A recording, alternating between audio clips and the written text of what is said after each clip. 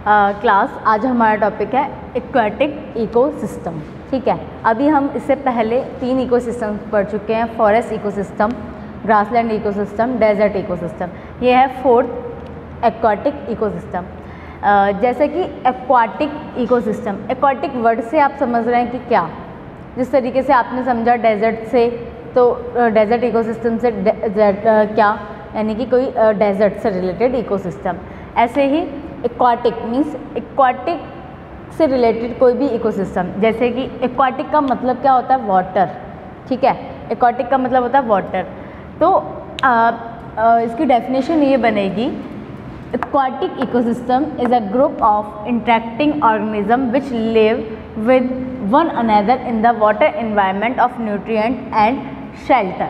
मतलब कि aquatic ecosystem क्या है, इसमें क्या होता है, ग्रुप ऑफ इंटरेक्टिंग ऑर्गेनिज्म, जो ऑर्गेनिजम्स रहते हैं वो एक दूसरे से इंटरेक्ट करते हैं। किसके लिए, विच लिव, कैसे, जो रहते हैं किसमें, वाटर एनवायरनमेंट में रहते हैं। ये वाटर एनवायरनमेंट में रहते हैं किसके लिए, फॉर न्यूट्रिएंट्स, न्यूट्रिएंट्स मतलब अपने खाने के लिए एंड अपने शेल्टर के लिए। ठीक है, उसे बोलते हैं हम एक्वाटिक इकोसिस्टम। ठीक है, इस एक्वाटिक इकोसिस्टम क्या है, is a group of interacting organism which live with one another in the water environment for nutrient and shelter. मतलब कि ऐसे ऑर्गेनिजम्स जो वाटर के अंदर रहते हैं, किसके लिए, अपने न्यूट्रिएंट्स के लिए और अपने शेल्टर के लिए। ओके, उसे बोलते हैं एक्वाटिक इकोसिस्टम। एग्जाम्पल्स देखते हैं हम स्टूडेंट्स इसका, ponds, lakes, rivers and wetlands. Ponds मतलब तालाब, झील। ठीक है, रिवर्स मीन्स नदियाँ, वेटलैंड्स मीन्स झील जो होती हैं बड़ी बड़ी, वो सब किसके अंदर आती हैं, एक्वाटिक इकोसिस्टम के अंदर। ये सभी जो भी एग्जांपल्स हैं क्या हैं, एक्वाटिक इकोसिस्टम के एग्जांपल्स हैं। So an aquatic ecosystem is an ecosystem in a body of water.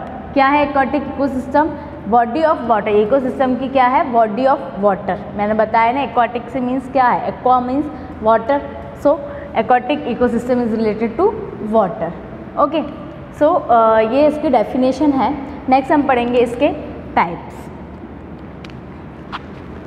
Student मैं इसके टाइप्स बताऊंगी अब। एक्वाटिक इकोसिस्टम के टाइप्स।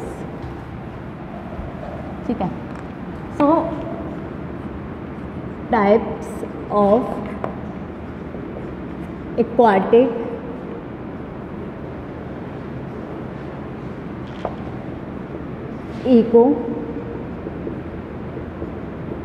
इकोसिस्टम। ठीक है, इसमें हम देखते हैं एक्वाटिक इकोसिस्टम जो है वो 2 में डिवाइड है। First fresh water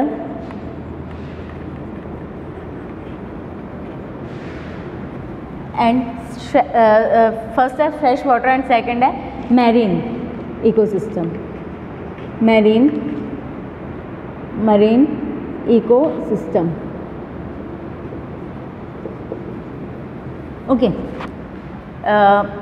aquatic ecosystem को 2 में डिवाइड किया, फ्रेश वाटर और मैरीन इकोसिस्टम। अब फ्रेश वाटर के अंदर क्या क्या आएगा, इसके अंदर है भी सब डिवाइड है, लैंटिक एंड लोटिक। लैंटिक और बी लोटिक। ठीक है, फ्रेश वाटर का सब डिवाइड है, lentic ecosystem and lotic ecosystem. Marine का है ओशियन, शोरलाइंस,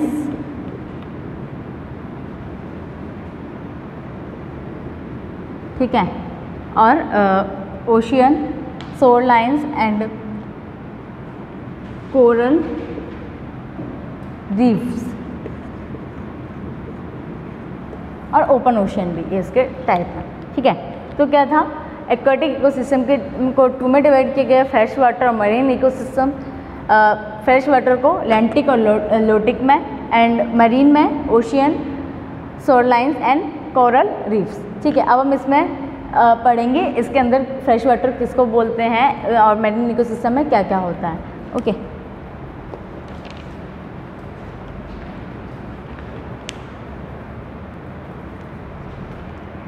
अब हम type of ecosystem aquatic ecosystem में फर्स्ट पढ़ेंगे fresh water. Fresh water can be defined as the water that contain a relatively small amount of dissolve chemical compounds. मतलब कि fresh water क्या है, जिसमें डिजॉल्व रहता है केमिकल कंपाउंड्स, स्मॉल अमाउंट में chemical compounds like as salt, वो dissolve रहता है, उसे हम फ्रेश वाटर कहते हैं। ठीक है, फ्रेश वाटर को 2 में डिवाइड किया है, लैंटिक इकोसिस्टम और लोटिक इकोसिस्टम। सो लैंटिक इकोसिस्टम के अंदर है स्टैंडिंग वाटर, मतलब कि जो ऐसा वाटर जो सीधे standing water ecosystem are known as standing water ecosystem को हम बोलते हैं लैंटिक इकोसिस्टम। जो स्टैंडिंग वाटर गिरता है, मतलब सीधा गिरता है, उसे हम लैंटिक इकोसिस्टम बोलते हैं। Such as ponds and lakes, बिल्कुल एक ही स्टैंडिंग डायरेक्शन में जो रहता है पानी बहता है, उसे बोलते हैं लैंटिक इकोसिस्टम। लोटिक इकोसिस्टम में है flowing water ecosystem are known as lotic ecosystem. मतलब कि वाटर का फ्लो होना, flowing in uniform direction in one direction, किसी भी वन डायरेक्शन में फ्लो होना, उसे हम बोलते हैं lotic ecosystem. Such as rivers and streams. ठीक है, रिवर्स हो गए, स्ट्रीम्स हो गया, वो इसके एग्जाम्पल्स हैं। तो ये था हमारा फ्रेश वाटर का डिवाइड। फिर से मैं आपको एक्सप्लेन कर रही हूँ। फ्रेश वाटर में ऐसा कोई भी वाटर दैट कंटेन, मतलब ऐसा वाटर जो कंटेन करता है chemical substance like as salt, okay, उसे हम फ्रेश वाटर बोलते हैं। उसमें 2 में डिवाइड किया, लैंटिक एंड लोटिक। लैंटिक के अंदर जो वाटर स्टैंडिंग वाटर रहता है, इसमें जो है वो फ्लोइंग वाटर रहता है। इसका एग्जांपल है पॉन्ड्स एंड लैक्स, एंड इसका एग्जांपल है रिवर्स एंड स्ट्रीम्स। ओके, अब हम पढ़ेंगे सेकंड, ये हमारा फ्रेश वाटर के अंदर था। सेकंड पढ़ेंगे हम marine ecosystem. Okay, marine ecosystem.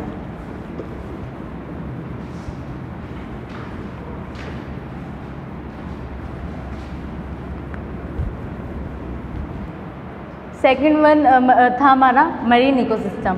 इसमें है about 70% of earth surface is covered by marine ecosystem. मतलब कि 71% जो अर्थ सरफेस है वो कवर्ड किससे है, हमारे मरीन इकोसिस्टम से। Okay, marine ecosystem involves, marine ecosystem के किसमें, ओशियन और शोरलाइंस एंड कोरल रीफ्स, ये इसके अंदर आता है।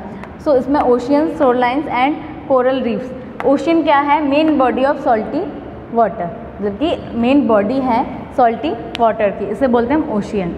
शोरलाइंस क्या है, these are the areas where ocean and seas meet land. मतलब कि ये कौन सा एरिया है जहाँ पर ओशियन एंड सी मीट करते हैं, मतलब मिलते हैं, उसे बोलते हैं हम शोरलाइंस। ठीक है, कोरल रीफ्स क्या है, they are also known as rainforest of the sea. इसको क्या बोलते हैं हम, रेन फॉरेस्ट ऑफ द सी।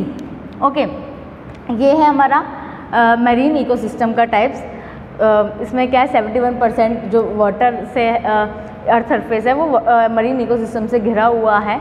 ठीक है, इसके अंदर ओशियन, शोरलाइंस और कोरल रीफ्स है। ओशियन किसको बोलते हैं, जिसमें सॉल्टी वाटर रहता है। ठीक है, शोरलाइंस क्या है, जहाँ ओशियन एंड सीज मिलते हैं, उसे हम शोरलाइंस बोलते हैं। कोरल रीफ्स क्या है, रेन फॉरेस्ट ऑफ द सी को हम कोरल रीफ्स बोलते हैं। ठीक है, ये हमारा टाइप्स ऑफ इकोसिस्टम ख़त्म हो गया। अब हम पढ़ेंगे इम्पोर्टेंस ऑफ एक्वाटिक इकोसिस्टम। क्या इम्पोर्टेंस है एक्वाटिक इकोसिस्टम की। ओके, अभी हमने टाइप्स पढ़ लिया, इसका डेफिनेशन पढ़ लिया, एक्वाटिक इकोसिस्टम क्या होता है। अब हम पढ़ेंगे इम्पोर्टेंस क्या होती है। तो आप लोग खुद सोच सकते हैं ये चीज़ कि कहाँ कहाँ एक्वाटिक इकोसिस्टम का यूज़ है या ज़रूरत पड़ती है या इम्पोर्टेंस है। ठीक है, सो importance of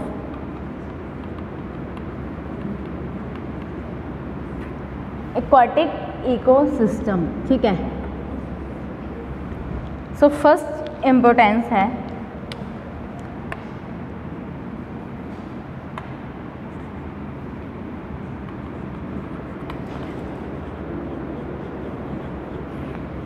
source of fish. ठीक है।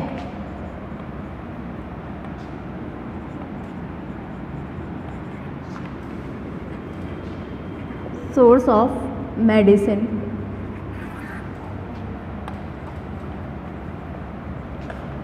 प्यूरिफाई वाटर, reduce floods और recreation, tourism,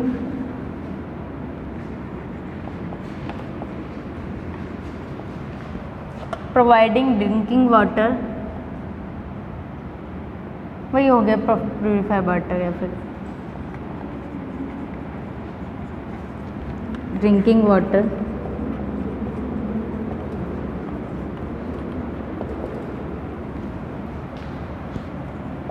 ह्यूमन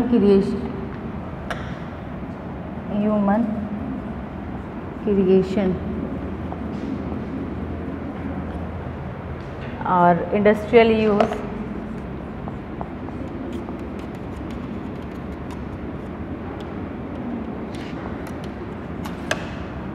और एग्रीकल्चर।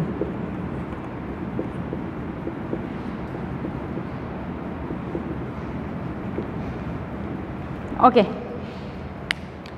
इम्पोर्टेंस क्या है एक्वाटिक इकोसिस्टम की? फर्स्ट है सोर्स ऑफ फिश, ठीक है, फिश का के सोर्स से इम्पोर्टेंस है, importance of aquatic ecosystem. First है सोर्स ऑफ फिश, मतलब कि जो एक्वाटिक इकोसिस्टम है वो क्या है, सोर्स है फिश का, जहाँ उससे जो एक्वाटिक इकोसिस्टम्स है ओशियंस वगैरह, उनसे हमें क्या मिलता है, फिश मिलता है, तो ये फिश का सोर्स है। सोर्स ऑफ मेडिसिन्स, मतलब कि इससे हमें क्या दवाइयाँ मिलती है, मेडिसिन भी प्रोवाइड होती है, ठीक है। थर्ड वन है प्यूरिफाई वाटर, जो वाटर है वो प्यूरिफाई वाटर हमें मिलता है, ओके। एंड रिड्यूस फ्लड्स, इससे क्या होता है जो फ्लड्स आते हैं उनका जो रिस्क है, रिस्क ऑफ फ्लड्स वो रिड्यूस हो जाता है। रिक्रिएशन मतलब कि सजावट वगैरह के लिए जो भी रिक्रिएटिव कुछ भी हम करते हैं उसके लिए भी एक्वाटिक इकोसिस्टम ज़रूरी है, मतलब इम्पोर्टेंट है या फिर यूज़ रहता है उसका। टूरिज़्म के लिए, टूरिज़्म मतलब कि बाहर से जो लोग आते हैं घूमने उनके लिए भी एक टूरिस्ट प्लेस की तरह एक्वाटिक इकोसिस्टम का यूज़ है, ठीक है, इम्पोर्टेंस है। प्रोवाइडिंग सेफ ड्रिंकिंग वाटर, ये क्या करता है एक्वाटिक इकोसिस्टम, हमें जो वाटर प्रोवाइड कर रहा है वो बहुत अच्छा सेफ ड्रिंकिंग वाटर प्रोवाइड करता है एक्वाटिक इकोसिस्टम, है ना। ह्यूमन क्रिएशन, और क्या करता है ये ह्यूमन क्रिएशन, वही ह्यूमन के लिए क्रिएटिव है ये, ठीक है। जैसे हम लोग जाते हैं बाहर कहीं, हमें जो भी वेटलैंड्स झील वगैरह मिलते हैं या फिर क्या बोलते हैं ओशियंस वगैरह मिलते हैं, तो हमें क्या लगता है, बहुत अच्छा लगता है, ह्यूमंस को क्रिएटिव लगता है, अरे वाह ये झरना ऐसा जा रहा है, या फिर जो आ रहे हैं झील वगैरह वो ओशियंस वगैरह होते हैं तो वहाँ पे आराम से बैठना करना, एंजॉय करना, तो ये क्या एक ह्यूमन क्रिएशन है, ओके। टूरिस्ट की तरह, टूरिस्ट प्लेस की तरह ये काम में आता है या फिर हम देखते हैं एंजॉय के तरह हम इसको यूज़ में लेते हैं, ठीक है। इंडस्ट्रियल यूज़, और क्या रहता है इससे इंडस्ट्रियल यूज़ भी होता है, जैसे आपने देखा होगा जहाज वगैरह जो जाते हैं शिप्स वगैरह, तो वो क्या इंडस्ट्रियल वर्क हो रहा है ना, one place to another place जा रहा है एक्वाटिक इकोसिस्टम के थ्रू, तो इंडस्ट्रियल यूज़, ओके। 10th है एग्रीकल्चर, और इसका किस में यूज़ होता है, एग्रीकल्चर में इसका यूज़ होता है, ओके। तो ये सारे थे हमारे importance of aquatic ecosystem. Source of fish, source of medicine, purify water, reduce floods, recreation, tourism, provide drinking water, human creation, industrial use and agriculture, ठीक है। ये यहाँ पे हमारा ये टॉपिक ख़त्म होता है। आपका ये वाला जो इकोसिस्टम रिलेटेड टॉपिक है वो पूरा ख़त्म हो गया है इकोसिस्टम। अब हमारा नेक्स्ट इन्वायरमेंट स्टार्ट होगा, लेकिन सेकंड यूनिट में आपने देखा होगा फर्स्ट यूजेनिक्स एक टॉपिक है, सिर्फ उसका मतलब बताना है मुझे, वो नहीं बता पाई थी, तो बस वही मुझे एक बताना है, वो मैं भी आपको बताऊंगी। तो यहाँ पे हमारा इकोसिस्टम ख़त्म हो गया है, नेक्स्ट क्लास में हम इन्वायरमेंट स्टार्ट करेंगे, ओके। सो यूजेनिक्स क्या होता है? यूजेनिक्स